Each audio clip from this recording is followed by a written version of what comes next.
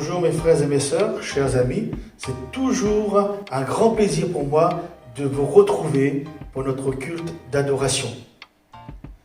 Christophe et Julie nous conduiront dans quelques cantiques à la gloire de Dieu et nous aurons un moment de louange, d'adoration, ainsi vous pourrez louer le Seigneur chez vous, mais aussi avec nous.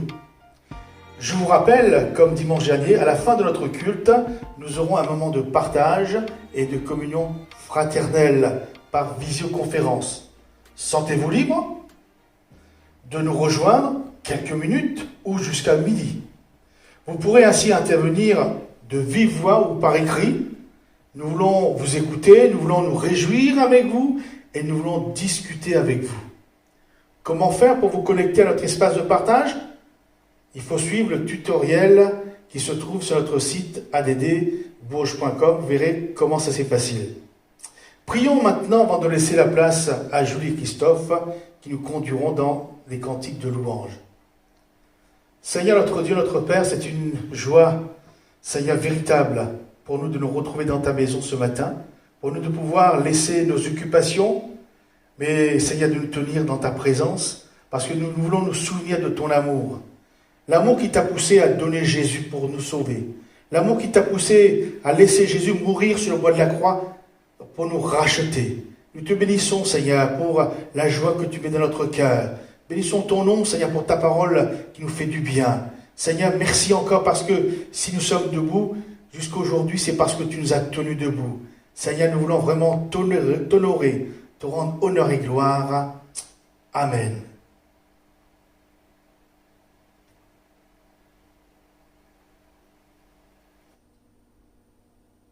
Bonjour à tous, heureux de vous retrouver.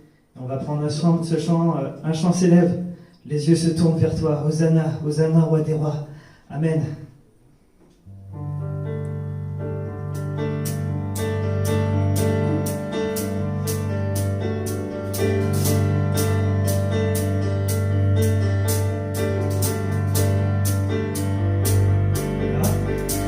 Un chant s'élève. Les yeux se tournent vers toi, se tournent vers toi.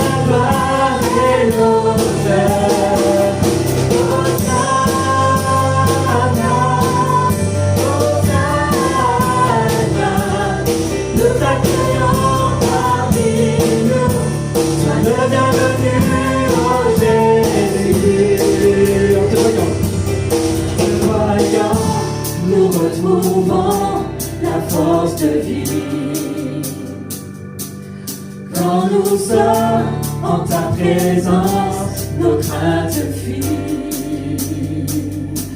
En te voyant, nous retrouvons la force de vie. Quand nous sommes en ta présence, nos craintes fuient, elles s'enfuient. Hosanna, Hosanna, tu es le roi, le sauveur, à toi la gloire et l'honneur. Hosanna, Hosanna, nous t'accueillons parmi nous, sois le bienvenu, oh Jésus. Hosanna, Hosanna,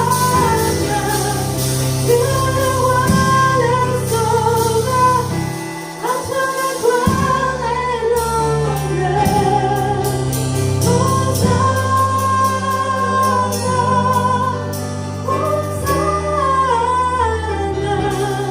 nous t'accueillons parmi nous, sois le bienvenu, oh Jésus.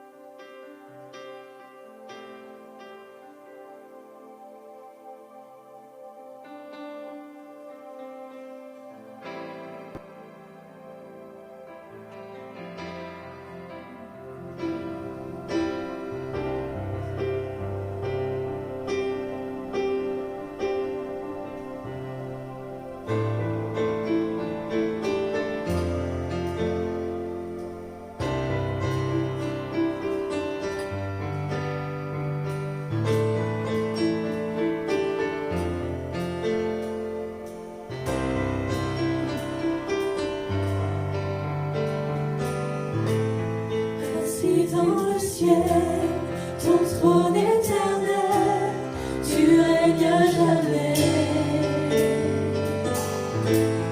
Vêtu de splendeur, entouré d'honneur et de majesté, les anges chantent à toi la gloire.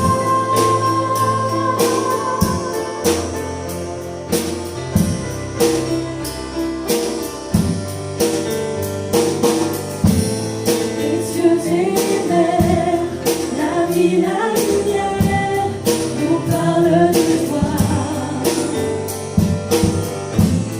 Tu les as créés, les as appelés au son de ta voix.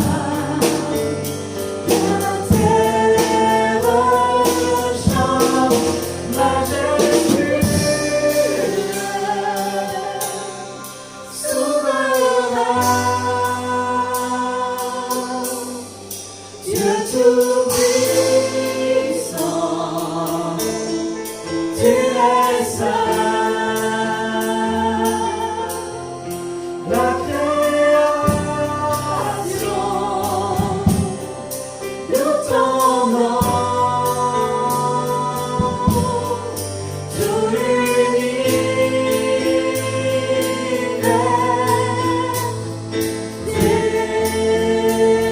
déclare à toi la gloire.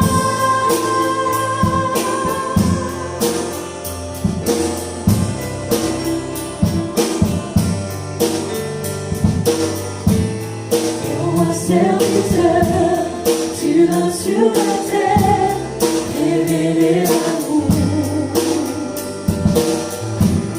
Divin créateur, merveilleux sauveur, tu vis pour toujours.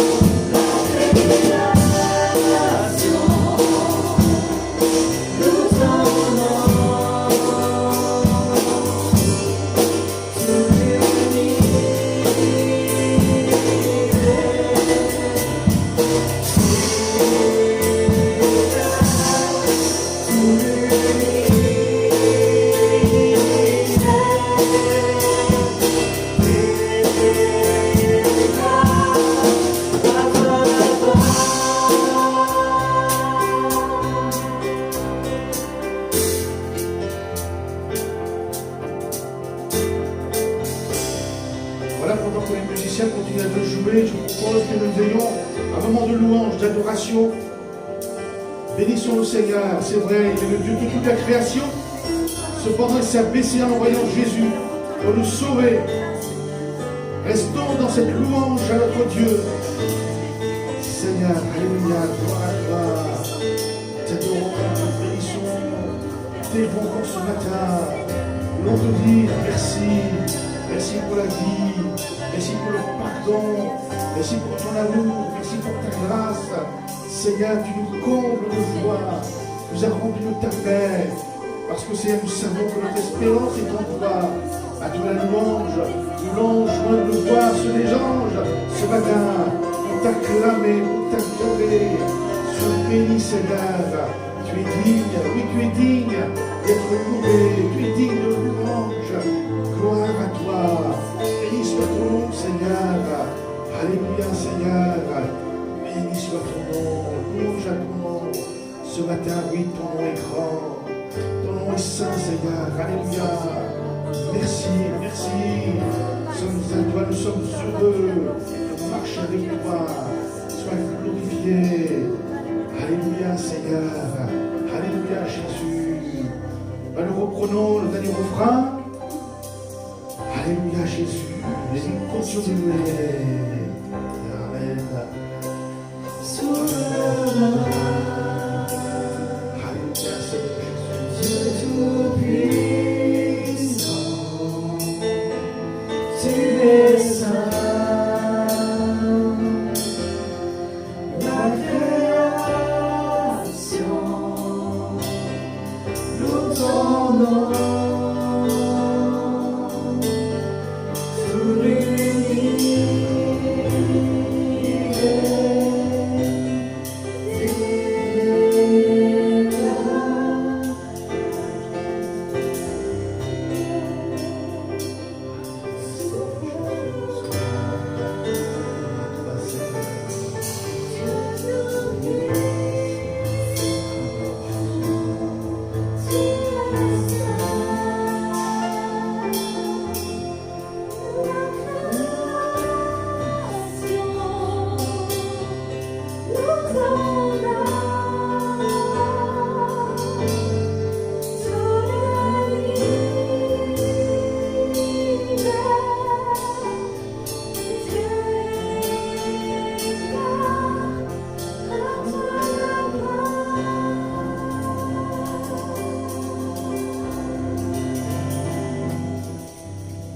Amen, amen. Que le nom du Seigneur soit béni.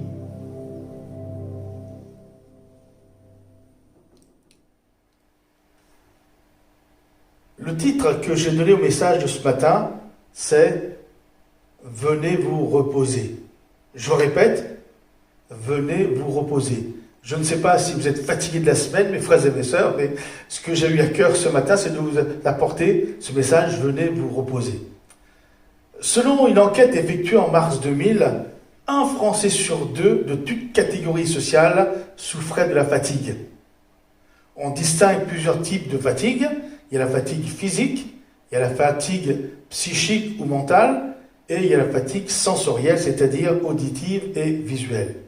On peut alors parler d'abattement, d'accablement, d'épuisement, de lassitude, de surmenage, et enfin du burn-out. La Bible nous parle des dangers de la fatigue sur le croyant. Il est question dans le livre de la Genèse au chapitre 25 d'Ésaü, le fils aîné d'Isaac. La Bible dit qu'il aimait beaucoup chasser. Un jour, en revenant de la chasse, il était accablé de fatigue, on pourrait dire mort de fatigue. Jacob, qui était resté sous la tente, finissait justement de cuisiner un plat de lentilles. Tenaillé par la faim, voici les propres mots d'Ésaü. « Laisse-moi, je te prie, manger de ce roux, car je suis fatigué. » Et la réponse surprenante de son frère Jacob, « Vends-moi aujourd'hui ton droit d'aînesse. » Et figurez-vous que Ésaü l'a fait. À cause de la fatigue, Ésaü a vendu et perdu son droit d'aînesse qui lui revenait, avec toutes les bénédictions qui allaient avec. Il y a un autre récit aussi, celui des Philistins venant faire la guerre à Israël. Alors pour se défendre, David et le peuple d'Israël sont allés les combattre. La Bible ajoute et dit que David était fatigué. C'est alors qu'un Philistin de la race des géants a saisi l'occasion de vouloir tuer David qui était fatigué. Mais Abishai vint au secours de David et tua le Philistin. La fatigue avait affaibli David pour le combat. Ce récit se trouve dans le 2e livre de Samuel, au chapitre 21, verset 15. Mais si ce matin j'ai dit venez vous reposer, c'est parce qu'il y a une bonne nouvelle pour tous les fatigués ce matin. Une bonne nouvelle de la part de Jésus. Jésus a un plan pour te reposer, mon frère, ma soeur, chers amis. Matthieu chapitre 11, verset 28. Ce sont les paroles de Jésus. « Venez à moi, vous tous qui êtes fatigués et chargés, et je vous donnerai du repos. » Jésus dit que quelle que soit la forme que revêt ta fatigue, qu'elle soit physique, mentale, spirituelle ou sensorielle, tu es invité. Jésus dit que tous ceux qui sont chargés de lassitude, de déception, de désespoir, peuvent venir à lui pour être reposés. Jésus dit aussi que tous ceux qui sont chargés de péché, de culpabilité, de terreur, de remords, de la crainte de la mort, sont aussi invités à venir à lui pour être reposés. Jésus dit encore que tous ceux qui sont chargés de soucis, d'anxiété, chargés de doutes, chargés de tentations, de conflits, sont eux aussi invités à venir. Et Jésus dit enfin que tous ceux qui voudront bien venir à lui, tous ceux qui oseront venir à lui, tous ceux qui veulent être reposés, il les invite à venir à lui pour être reposés. Il n'y a rien d'autre à faire que venir à lui. Le texte original dit « Venez à moi et je vous reposerai ». Le « je vous reposerai » indique que c'est l'affaire de Jésus. Cela concerne en premier notre salut, le pardon des péchés, l'angoisse, l'agitation devant la mort à cause de notre culpabilité, mais aussi la peur de ce qui se passe dans l'éternité. Il n'y a que Jésus qui puisse nous donner ce repos-là.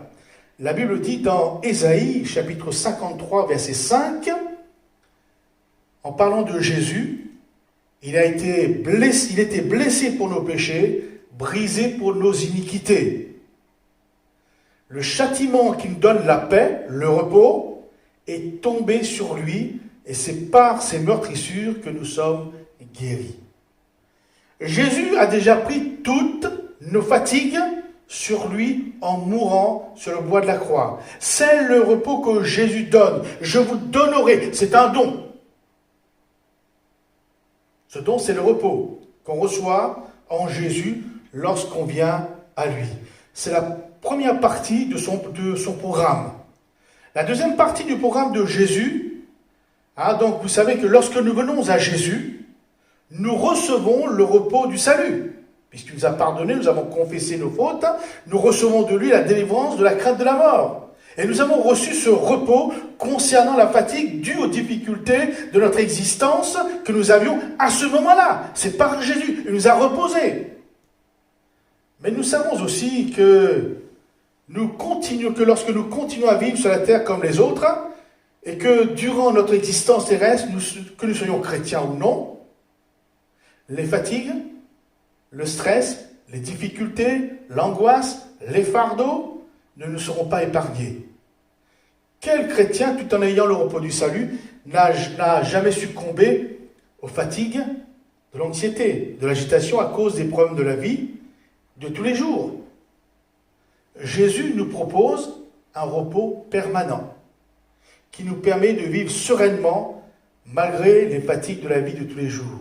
Le désir de Jésus, c'est que nous vivions reposés en tout temps, quelles que soient les circonstances et difficultés de la vie. Le plan de Jésus pour vivre ce repos permanent, nous le retrouvons au verset 29 et 30. Voilà ce que dit Jésus.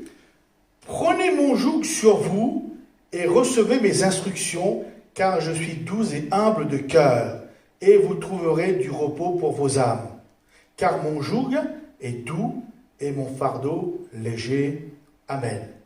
Rappelez-vous de notre première lecture au verset 28, Jésus avait dit, je vous donnerai du repos. Tandis qu'ici, il dit, vous trouverez du repos. Donc il y a un repos à trouver. Jésus nous parle d'un deuxième repos ici, un repos à trouver, donc à chercher. Jésus ne nous dit pas qu'il va enlever tous nos problèmes, afin que nous vivions dans le repos, mais il dit qu'il va nous donner le repos pour vivre dans la vie de tous les jours avec son lot de fatigue et de difficultés. Comment trouver ce repos permanent? Jésus l'a dit, prenez mon joug sur vous et recevez mes instructions. Jésus dit qu'il peut nous donner du repos en permanence, en face de la fatigue, de l'agitation, de l'anxiété, de l'angoisse, les fardeaux de la vie, de chaque jour, à condition de prendre son joug. De prime abord, cela surprend, car prendre un joug, c'est négatif.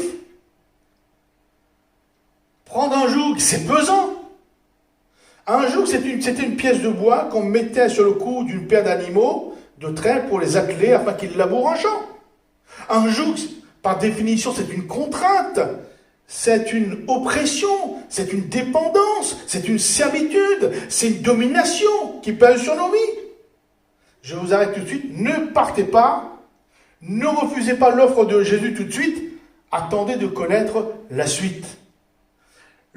Car le joug que Jésus nous propose n'a rien à voir avec celui qu'on pense, ou le joug qu'on connaît. Regardons de plus près le joug que Jésus nous propose. Au verset 30, Jésus dit, « Mon joug est doux et mon fardeau léger. » Il s'agit donc d'un joug doux. Il s'agit aussi d'un joug facile à porter, un joug léger. Il s'agit d'un joug aisé, selon la version grecque. Le mot aisé en grec signifie plaisant, bienfaisant ou agréable. Ça, c'est la description du joug que Jésus nous propose. La qualité exceptionnelle du joug de Jésus nous propose, c'est « Prenez mon joug sur vous et vous trouverez le repos ». Le mot joug provient de la racine du mot grec « zeugnomie » qui signifie joindre ensemble ou unir deux choses ensemble, comme les deux bêtes d'un attelage.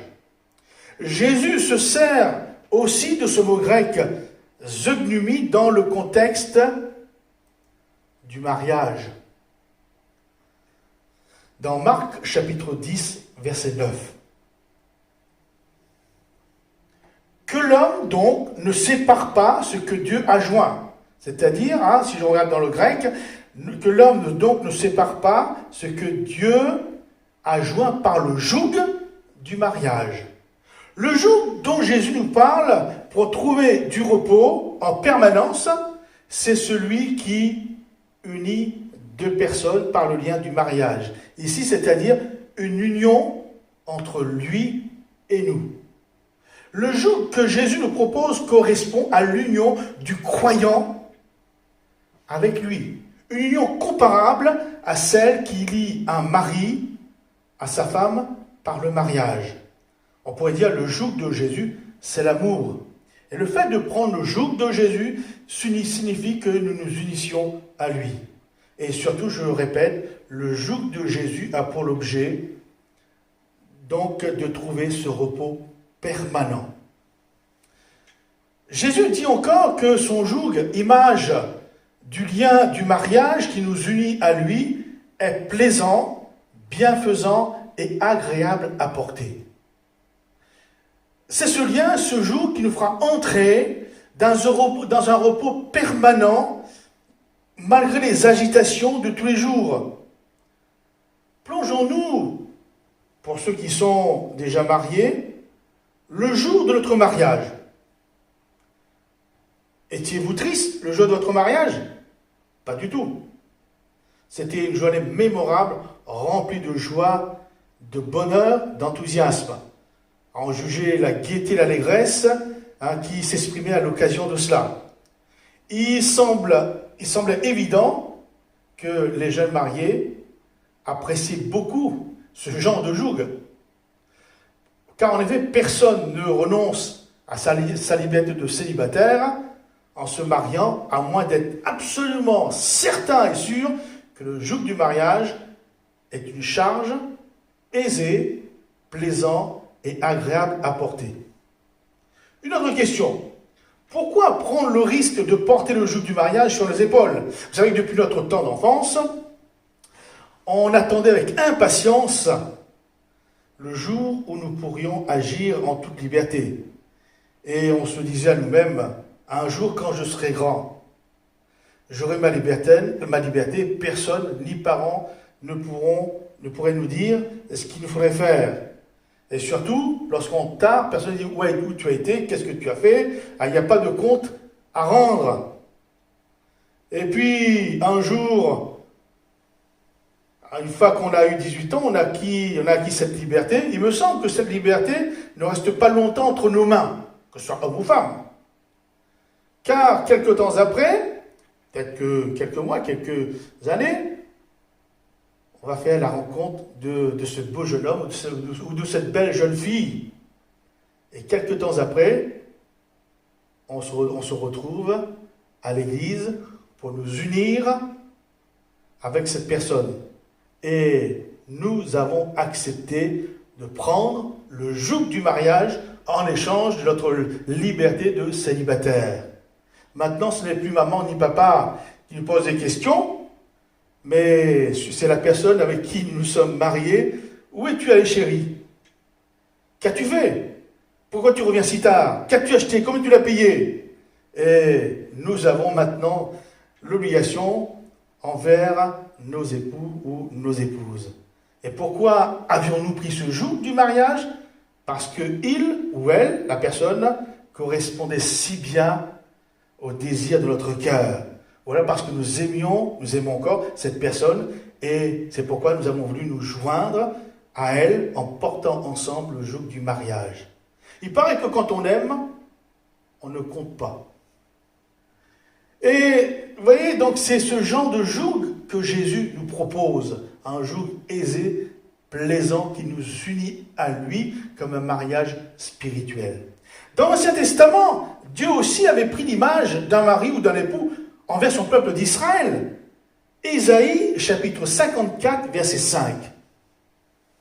« Car ton Créateur est ton époux, l'Éternel des armées est son nom, et ton Rédempteur est le Saint d'Israël, il se nomme Dieu de toute la terre. » Nous ferons aussi une lecture dans le livre du prophète Osée, au chapitre 2, au verset 16, ou au verset 18, selon les Bibles. « En ce jour-là, dit l'Éternel, tu m'appelleras mon mari, et tu ne m'appellerais plus mon maître. » Rendez-vous compte, Dieu devenant le mari, l'époux spirituel du peuple d'Israël, faisait que quoi? Que Dieu devenait son protecteur, comme un mari protège sa femme. Dieu devenait celui qui allait prendre soin de son peuple, comme un mari prend soin de sa femme. Dieu était à la tête, donnait la direction, était l'autorité de son peuple, comme le mari donnait à l'époque dans le foyer. Là encore, Dieu pourvoyait aux besoins de son peuple, comme un mari pourvoyait aux besoins de son épouse et du foyer. Le peuple d'Israël, dorénavant, pouvait se reposer sur Dieu en toutes choses, comme l'épouse pouvait se reposer sur son mari en toutes choses. On peut donc comprendre cette image en visualisant le peuple d'Israël dans le désert, dépendant complètement de Dieu. Et c'est vrai que le peuple d'Israël n'a rien manqué dans ce désert, Dieu étant son époux spirituel. C'est de cela que Jésus parle. S'unir à lui par le joug, dépendre de lui, vivre dans sa communion, suivre ses instructions, afin de trouver le repos de chaque jour. Réfléchissons quelques instants à l'offre de Jésus. Jésus, le Fils de Dieu, le Roi des rois, le Seigneur des seigneurs, se propose, ou nous propose de devenir notre épouse spirituelle. À quiconque le désire, à quiconque répondra favorablement à son appel. Vous savez une chose? Le monde de la société, notre culture nous apprend que lorsqu'un roi ou un prince cherche une fiancée, il va choisir le haut du gratin, le haut du panier, la plus belle, la plus intelligente, la plus présentable, la plus. Mais l'amour de Jésus, pour nous, le pousse à nous choisir, quel que soit notre milieu social, quel que soit notre passé, quel que soit notre plan culturel, notre richesse, notre intelligence. Nul n'est délaissé, nul n'est repoussé, nul n'est rejeté. Il n'y a qu'à venir accepter de prendre son joug qui correspond en quelque sorte à une union spirituelle avec lui. Laissons-nous interpeller par la grâce, l'amour, le privilège que Jésus nous fait aujourd'hui. Ce serait une folie de renoncer à une telle demande. Trouver et avoir le repos permanent face aux agressions de la vie de tous les jours passe par notre union avec Jésus. Un joug doux et léger. Une vie complètement unie avec lui. Du repos pour tous les fatigués, oui, c'est possible. C'est ce que Jésus offre à tous les hommes et les femmes depuis plus de 2000 ans. Cette offre est valable aujourd'hui pour toi, chers amis, chers frères, chères sœurs. Cette offre est valable pour chacun. Pour celui qui ne connaît pas encore le repos permanent en Jésus dans la vie quotidienne. Demandons au Seigneur pour qu'il nous aide à entrer dans sa communion. Demandons-lui de nous aider à entrer dans sa dépendance afin d'être sans cesse dans son repos. Il est capable de le faire, il veut le faire et son offre tient toujours, mes frères et mes sœurs, chers amis. Venez vous reposer en Jésus. Venez vous reposer avec Jésus. Et vous verrez que la vie vous paraîtra zen. Même s'il y a les difficultés, etc., vous savez que c'est lui qui conduit notre vie. C'est lui qui nous protège, c'est lui qui nous garde, c'est lui qui va diriger toutes choses. Donc ce matin, c'est vraiment un bonheur, une joie de connaître encore les vérités de la parole du Seigneur. Cette parole dite par Jésus depuis plus de 2000 ans. Et quelquefois nous oublions, nous ne pensons pas cela, mais prenez sur vous mon joug, dit Jésus, et vous serez reposés. Amen. Prions le Seigneur. Merci Seigneur parce que tu connais notre vie humaine pleine d'agitation, d'anxiété, un peu comme, Seigneur, les hommes qui courent à droite et à gauche. Et Seigneur, nous voulons ce matin nous arrêter, entendre ta parole et surtout, Seigneur, nous unir à toi, te laisser à nouveau entrer dans notre vie. Nous voulons vivre cette étroite communion avec toi. Seigneur, sentir ta présence, ta douce présence, la présence du Saint-Esprit. Merci Seigneur parce que tu ne nous laisses pas seuls dans nos combats, dans nos luttes, dans nos difficultés. Seigneur, l'ennemi comme un lion rugissant, cherchant à nous faire peur. Alors Seigneur, le fait d'être avec toi Seigneur, quel repos, quelle paix. Seigneur, bénis mon frère, bénis ma sœur, que cette parole vraiment lui fasse du bien ce matin. Bénis mes amis qui ne te connaissent pas, donne-leur vraiment le désir de venir à toi et de recevoir. Seigneur, c'est toi qui reposes. Que ton nom soit béni, que ton nom soit loué. Amen. Voilà quelques annonces avant de terminer par un cantique et de commencer notre moment de partage. Notre programme sur notre site addbourges.com, bien sûr le mardi soir à 19h, le vendredi soir à 19h avec un moment d'échange par visioconférence et le dimanche 10h comme aujourd'hui. J'ai cependant une nouvelle importante à vous annoncer. J'attendais l'ouverture effective de l'église qui se fera au plus tard mi-juillet. Cette annonce concerne le futur de l'église et de deux de nos stagiaires. Il s'agit de Mathieu et Marlène Burle et de Nicolas Cadet. Concernant Mathieu et Marlène Burle, qui, après avoir passé 2 ans en formation avec nous, début juillet, nous quittera pour l'église de Marseille-Crébert. Comme vous le savez, nous avons l'habitude d'honorer nos stagiaires. L'église étant fermée, nous ferons une petite cérémonie de départ en leur honneur et ils vous diront au revoir par le moyen de la vidéo du dimanche, le culte du dimanche 28 juin. J'ai également décidé d'ouvrir une cagnotte en ligne, Letchi, pour les bénir. Vous pourrez verser la somme que vous voulez sur le compte dédié. Le lien s'affiche en bas de l'écran et sur notre site. Cette cagnotte restera disponible jusqu'au 30 juin et leur sera reversée entièrement. Pour toute question concernant cette cagnotte, vous pouvez voir avec Axel à Laurent, alors que Dieu bénisse Marlène et Mathieu. Concernant le stagiaire Nicolas Cadet, fin juillet, il prendra à plein temps l'église de Thiers. Nous aurons l'occasion d'en reparler en juillet, donc voilà. L'église de Bourges, Vierzon et Saint-Amand ne peut pas fonctionner sans stagiaire. Nous croyons que Dieu pourvoit et nous avons donc en projet de prendre Michael et Axel à Laurent en formation avec nous dès que cela sera possible. Nous en parlerons au moment venu. Priez, je vous demande de prier pour ces changements, pour ces nouvelles affectations. Je vous demande de prier pour la réouverture de l'Église. Continuez à nous soutenir par votre dîme, par vos dons, pour que l'Église de Bourges, Saint-Amand et Vierzon continue sa mission de témoin dans notre région. Et pour cela, il faut des ouvriers dans la moisson, que Dieu vous bénisse. Et bénissons le Seigneur pour tout ce qu'il fait pour notre Église ou nos églises locales. Amen. Prenons ensemble ce dernier chant qui dit que Dieu sauve avec puissance. Il déplace les montagnes, il déplace nos montagnes.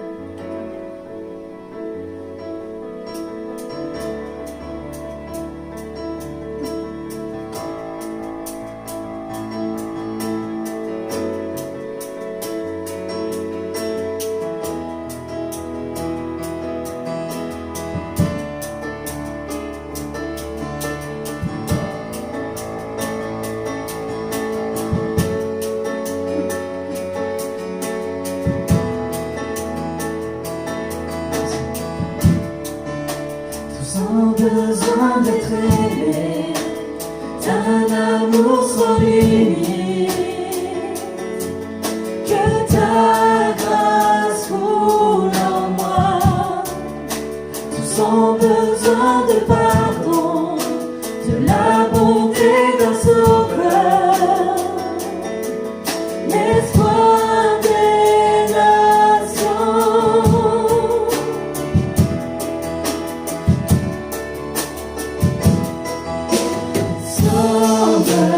Il déplace les montagnes, mon Dieu sauve avec puissance, il sauve avec puissance, pour toujours, créateur du salut, Jésus a vaincu la mort, il a vaincu la mort.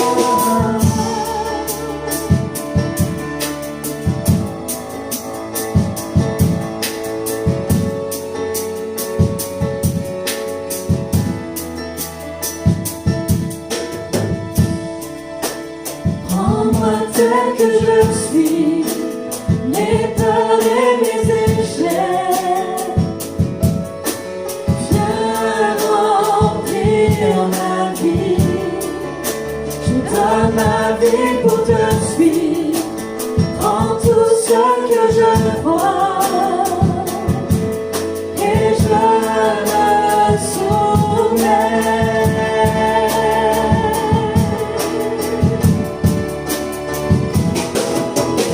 Sauveur, il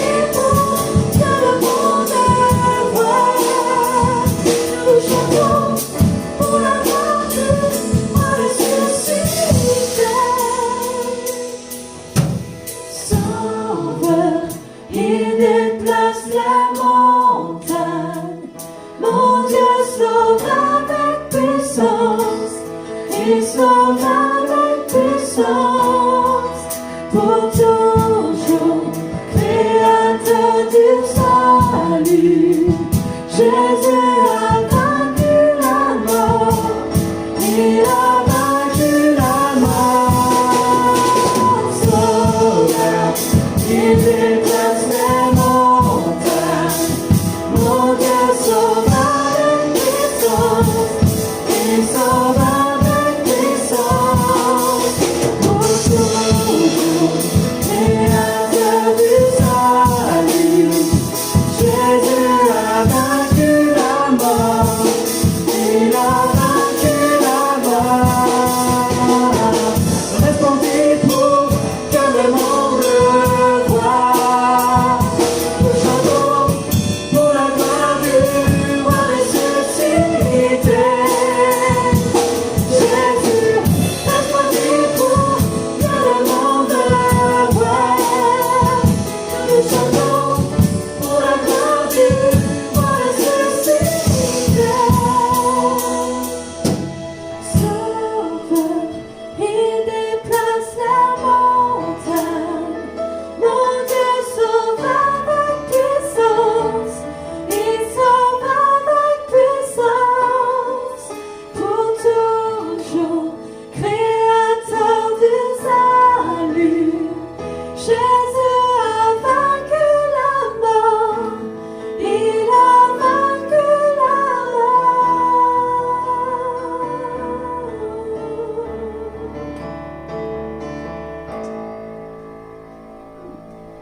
Amen. Merci au Seigneur pour ces beaux moments passés en sa présence. Que le Seigneur vous bénisse.